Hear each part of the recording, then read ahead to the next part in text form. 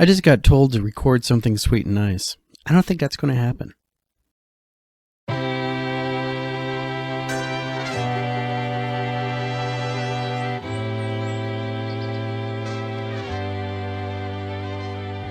Hi there. My name is Charles Ray Dawson. I'm the Associate Broker and Residential Sales Manager at ProStar Realty. This is the Unnamed Real Estate Podcast, episode 160. So, hope everybody's having a good day. It is February the 29th. This is Leap Day. So, I hope everybody's enjoying their free day in February. Stuff like this, I always wonder, if you're doing... Oh, this is a great question to ask Heather King. If you're prorating taxes or prorating payments, and it's a leap month, or leap year, and the leap month, and the leap day, do you calculate that in? Don't know. That's an escrow question. Now I have to ask Heather that. So, what's going on in the world today? We got DOJ's doing DOJ stuff. Gary Keller at Keller Williams has come out and shook the waters with his grand pronouncements.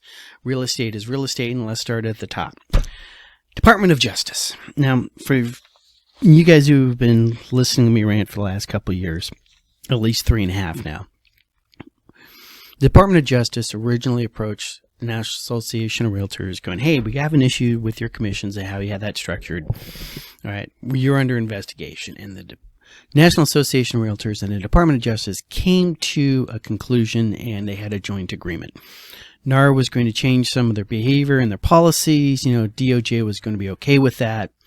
Everything's great and wonderful. Then all of a sudden, the Department of Justice started ghosting NAR. Department of Justice suddenly refused to answer phone calls. The Department of Justice was gone. Where did they go? Well, they went into hiding. Now, how could an entire federal bureaucratic apparatus suddenly disappear from the face of the earth? Well, the trick is you have an election, and the Department of Justice, realizing that they had a new president coming on board by the end of January, realized all we have to do is not say anything for the next 3 months, and don't answer the phone calls, and don't pick up the email, and ignore the knocking at the door. We might be able to have a new approach. So, sure enough, the new administration comes in, and the next day, all of a sudden, the Department of Justice comes back from vacation. And the first thing they do is say, yeah, remember that agreement we had hammered out after the last 2.5 years? Yeah, it's gone. We're going back to square one. So that's what a new administration does for you. So in response, what's been going on is basically, first NAR said, hey, whoa, lawsuit. We had an agreement that you refused to sign because, for shenanigans, and we want to hold you to it. And the D.C. court said, nah, basically, the federal government is like Darth Vader, right? They can choose to change the terms anytime they want to. Pray I change it to no further, or however that quote is. It would have been a lot better if I knew the quote, but you get the point. So we've been doing this whole run around muckety muck, and you can sort of see NAR stalling for time, trying to see what's going to happen by November. All right, and then if they can stall past November, and if the other party decides they're going to wind up, getting elected, and they're going to NAR's just going to have to ghost the Department of Justice for 2.5 months until the new administration, which would have been the previous administration, suddenly pops in, and they will go, hey, previous administration to the one that we've just been fighting with for the last 4 years.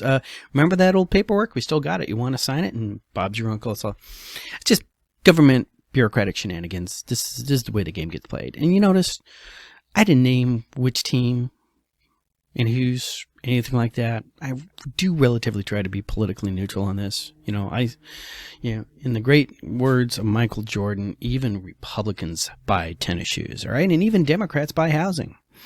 So it works out pretty good that way. So anyways, the reason why I bring up the Department of Justice is because they have decided to poke their nose into another settlement between two individual parties. This one is not actually involving National Association of Realtors. This one is involving an MLS system in the New England area. And they got sued, and they were coming to an agreement with the people who were suing them. And then the Department of Justice suddenly pops up, and And like, whoa, whoa, whoa, whoa, whoa. We have things to say about this. So the defendant and the plaintiffs, both sides, are literally going to their current judge and saying, hey, can you keep these people out of our agreement? We're doing it without them. We don't need them. We're fine. All right? We're getting this all worked out between the two of us. These guys do not need to pop in there and start meddling around with our agreements and stuff like that. So it'll be interesting to see how that turns out. If you guys want to look up, read more about this, you want to look for defendant plaintiffs and NOSALEK. That's NOSALEK. Commission Case Unite Against Department of Justice. Right? It's interesting reading. So that's that. Next thing comes across really fun is our good friend Gary Keller of Keller Williams. He comes out. Okay, I just need to point this out for you. All right. Gary Keller, about 4 years ago, when he decided Keller Williams needed to be more of a tech company than a real estate company, started dressing like he was a tech mogul. He started wearing the turtleneck suits or shirts like he was Steve Jobs. He started, wearing the comfortable baggy t-shirts. I think I got a picture of him coming out in the hoodie going, hey, what up, my fellow teenagers? That kind of stuff. Anyway, so it's just marketing. It's just marketing. If if you're a tech company, they expect a CEO of a tech company to look like 28 years old, disaffected guy with, a hoodie and earphones on. What's up? I'm the genius. Yeah, that's just words, man. I'm just hearing words. You boomers, you're too old. You don't get it. This is the future. You're the past. I'm the future. Give me money. And boomer investors, not knowing better, said, well, he's got to be smart. Look, he showed up at a sale, at a big business meeting in a hoodie and the little lucky boy jeans on, stuff like that. And look at those, ideas. Oh my God, he must be freaking brilliant. Let's sign a check, right? Take a look at Silicon Bank and see how well that works out for you. Anyway, so rant aside, Keller Williams here. He comes up and he says something that I completely agree with. All right. Keller to buyers agents. Those are the agents out there who are working for buyers. All right. Explain your value or get the hell out. Yeah. Because once again, why are we here? Because bad agents created by bad brokerages who don't train go out there and misspoke to the public, creating a brand impression, all right, that left the National Association of Realtors open for lawsuits. That's how this works, boys and girls, all right? So he's just coming out there and say, you, buyer's agent, if you can't explain to your buyer what you do and why they should work with you, then get out of my industry.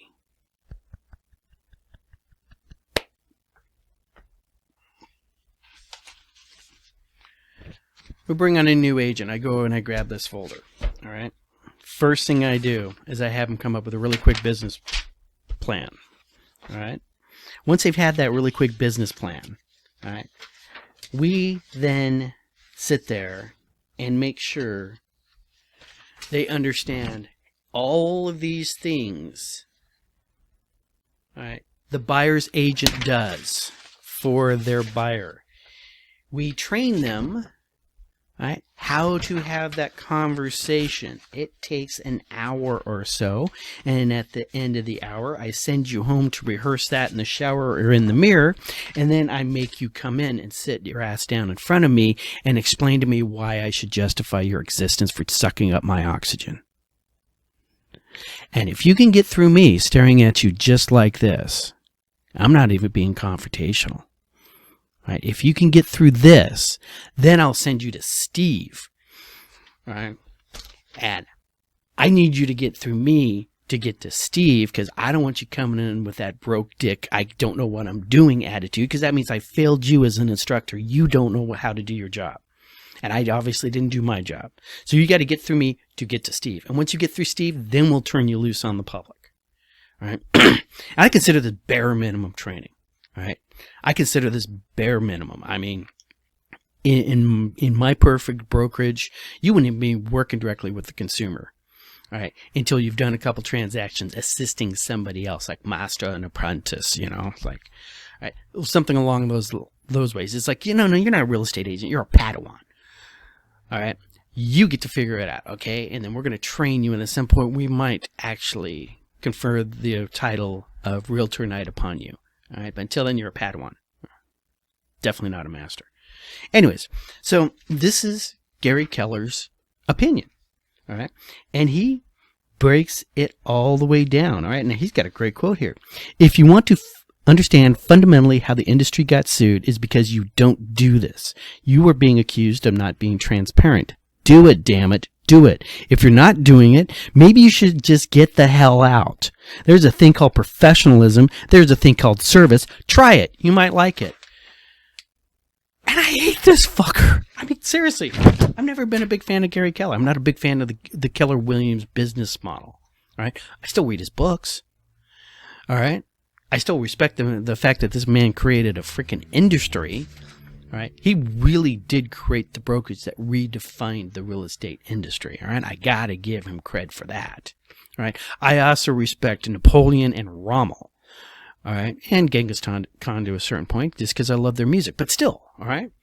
And he is completely right on this. This is why we got this way. Now, I would argue, Mr. Keller, a big part of the reason why we're in this situation is because your business model allowed your team leads to take advantage of their team members, so those team members never got properly trained.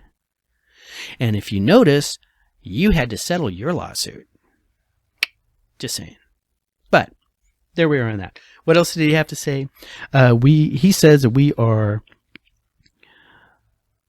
on a, going into at least what he calls a real estate recession. We'll look at that here when we talk about the numbers in a bit. All right. He says that the demand is there, all right, but we can't make that demand because of our interest rates. All right.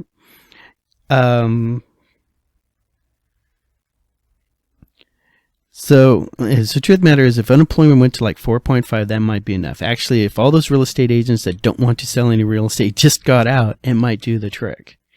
All right.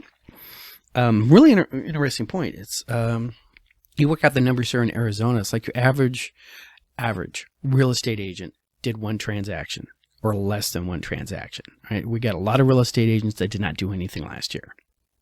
Right. We have real estate agents who, by their numbers, did 60, 70 closings last year.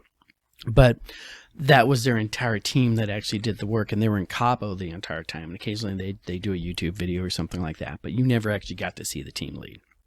Right? That's part of Gary Keller's business model and whatnot. Right? And you got the people out there doing 5, 6, 7 a year, and you can make a good income doing 5, 6, 7 a year. Right? Don't have to do a lot. Right? But hey, closings are going to be slow this year. All right, that's what he's calling it. That's pretty much what I've been saying. Until we see that, we see interest rates at 5, all bets are off, right? But he's thinking about the same amount of sides, transactions this year as last year.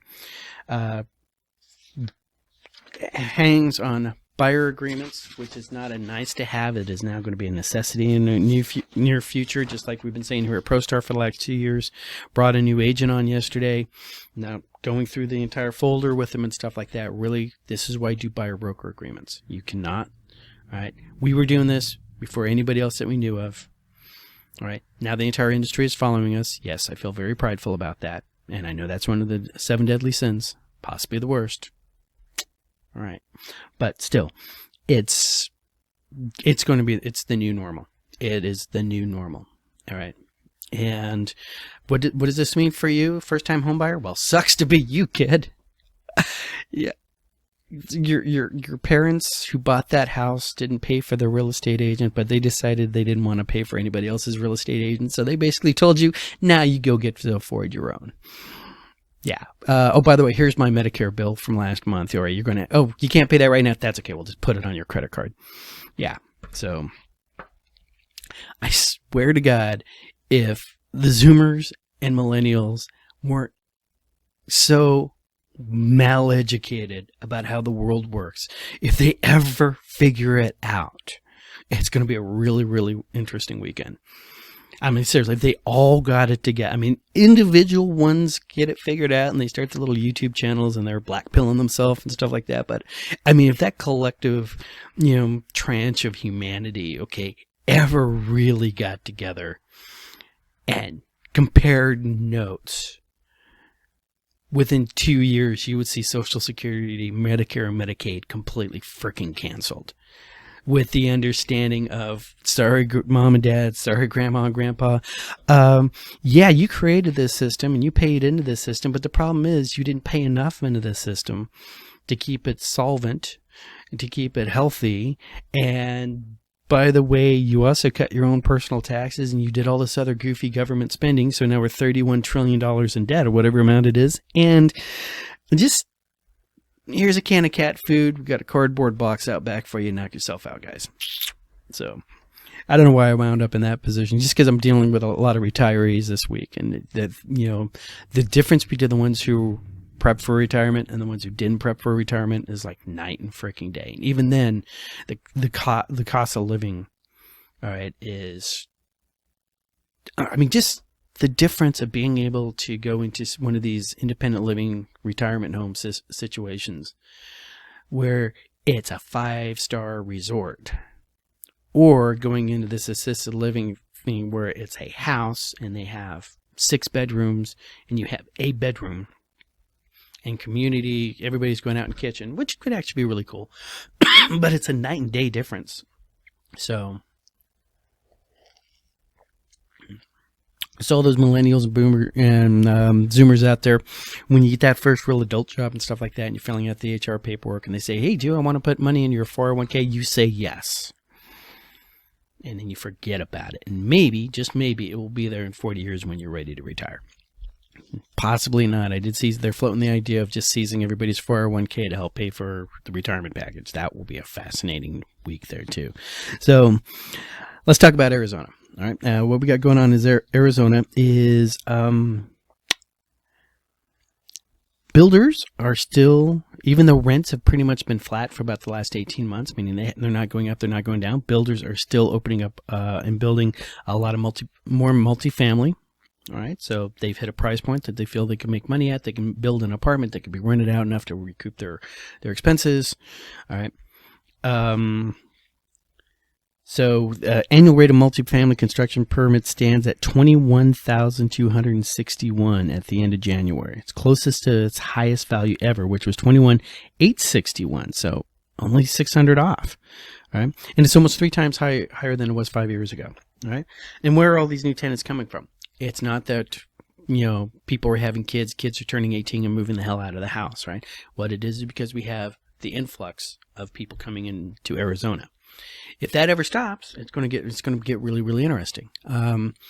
States that are losing people: California, New York, Chicago, a lot of New England areas, especially things with a more bluish tint to their politics, right?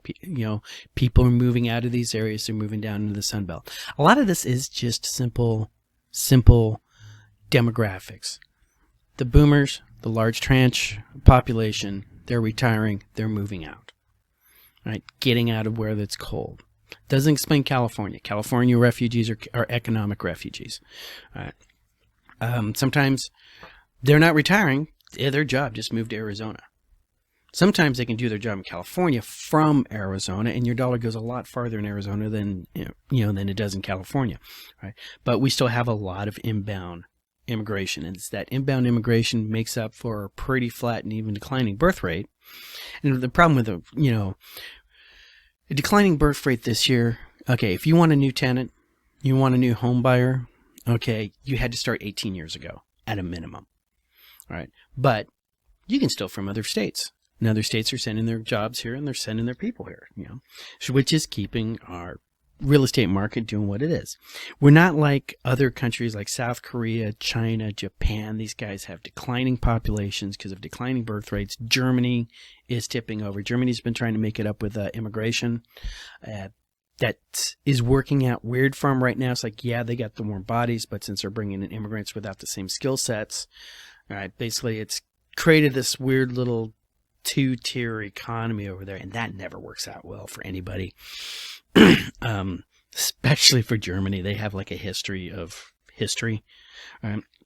But, same in France. All right. France has got they immigrate, populations start declining. Let's bring in immigration. Let's bring in people from the colonies and whatnot that who speak French. They don't have the level of education, all right, because they didn't do K through 12 in Paris or anything like that. And so they're going to get locked into lower paying jobs because they don't have that education. And then we got a two-tier society. And that doesn't work out. I mean, especially France. You guys have played this game before. Remember? Bastille? It does not take a college degree to Google how to build a guillotine and run down to Home Depot or whatever the equivalent. What is Home Depot in French? Home Depot? Yeah, we have one down to Home Depot. All right. So this is why when you allow immigration and it's like, hey, welcome to. It's a cool thing about being America. All right. I say this all the time. Nobody believes me. Right? One of the cool things about America is I don't care where you were born. All right. American. Okay. Picture the big American flag in the background as I say this. Being American is not about birth. Being American is about attitude. All right.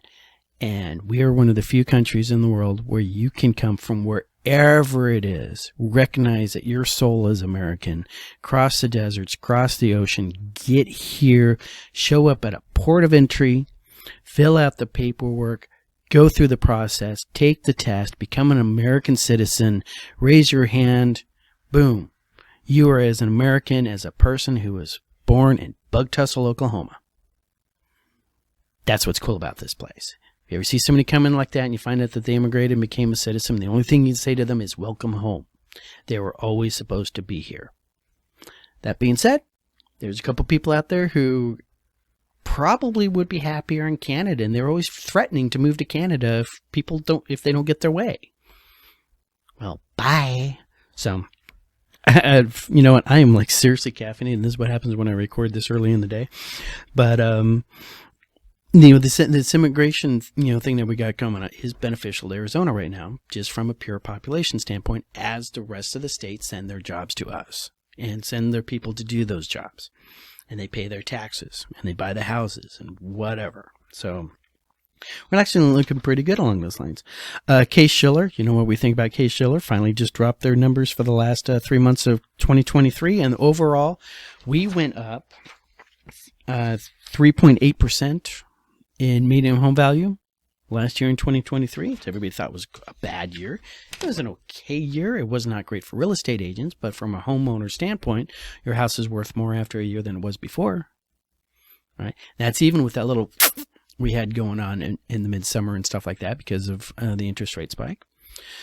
And how does this reflect on our actual numbers? All right. So I love the fact that this may be the only time I ever do this. Okay, but say the magic words. And now the numbers for February 29th, 2024. Actives this week are 16,219, up 24 from the previous week. New listings are 2,055, which are down 152 from the previous week. Our contracts are 2,494, up 113. Last week's closings were 1,560, and coming soon to an MLS near you is 748. And for our Cromford report numbers, supply is 67.3, our demand is 78.5, giving us a Cromford report number across the market for 116.5. So, interesting thing we're going on. Supply went up, demand went up, not in the proper ratio, so our Cromford report number actually came down about half a point or so. So let's look at our neighborhoods and how they're going. Chandler broke the 200 mark, all right? Up 10% total month over month are now at 203.6. Oscillating the pack are Gilbert and Glendale, all pushing up. Fountain Hills experienced a bit of softening. They're down 6%, but still in fourth place. Phoenix, Mesa, Tempe, Avondale, Scottsdale, Peoria, All right, these are all your sellers markets, right? Looking into our balance market. Wow, and you guys can't see the flashing over here, but somebody's just blowing up my text because they get bored and they decide to text me. All right, so we're back to what's going on with balanced markets. All right, what we have in the balanced area is Cave Creek, Paradise Valley, and Surprise, and then Queen Creek, Goodyear, Buckeye, Maricopa. These are all your buyer's market. Maricopa, no change month over month. All right, still at 68.9. All right, but Goodyear falling 14%. They're down to 86. They were balanced this time last month. All right, Buckeye's still heading down. Queen Creek, can Queen Creek rally by next week and break the 90 and suddenly go into a balanced market? Stay tuned to this channel. This will be fascinating. So, and there's the numbers. Like always, I had a plan. I was going to discuss things. I was in my head like 15 different things I wanted to talk about, and I just started going off on Gary Keller and America and all those other good things.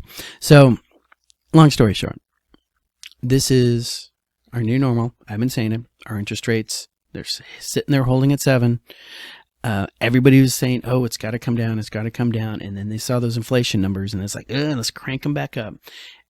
It's working exactly the way they want it to. Okay. We're not having a lot of houses getting sold, right? We're not having a lot of houses getting bought. Because of that, a whole bunch of spending doesn't happen. Right. And if you don't understand how that secondary spending works and the fact that you're like literally, you might as well direct deposit your check to Home Depot the first couple of weeks after you move into a new place, because you're going to be fixing things and setting up the garden and all that other good stuff. All that other kind of stuff. It's a really great way to tamp down on the economy when you're afraid inflation's getting out of control. Right. Not sure if we're going to see any change. People keep going up and say, well, what do you think the, long term is? I was like, I can't tell you, because they're not making any sense right now. Right? They're literally just doing what they want to for whatever nefarious or non-nefarious reason they have, right? Number one goal right now is they want to keep inflation down, right? And if they're going to keep inflation down, they're going to have to keep the economy down, right? And they do that by raising interest rates on everything. Now, could this push into this recession? Well, yeah, that's the issue. Right? But as long as people don't think you're in a recession, you're not really in a recession. It's the same argument I have with people who are like, oh, well, there's going to be a crash. We're in a crash right now. Okay, where's the panic selling? In a crash, people are panicking. Where's the panic right now? I see a lot of doom mongers. Right? And I'll see a lot of people sitting on the sidelines. All right? But they're not in the game. They're just afraid to get in the game. Right, and they're using the projection of, oh, maybe there's going to be a crash as a reason not to get in the game. And I'll tell you what, if the market was going up, they would still be sitting on the sidelines. So, I don't want to buy into a raising market. Look at that. It's out of control. I'd have to get in bidding wars. It's like, yeah, welcome to being a tenant for the rest of your life, right? You got to take some sort of risks. All right, so that's where we're at. Guys, y'all know the routine by now. I'm not going to try some fancy little segue into watching your children and pets around the water. Don't drive into anything flooded. Continue to work your circles, starting with yourself first, just like they say on the airplanes, right? If you want to help others, the first thing you do is you put your own mask on. Then you help the person next to you, right? That's what I mean by working your circles. And have a great weekend, all right? Talk to you guys later.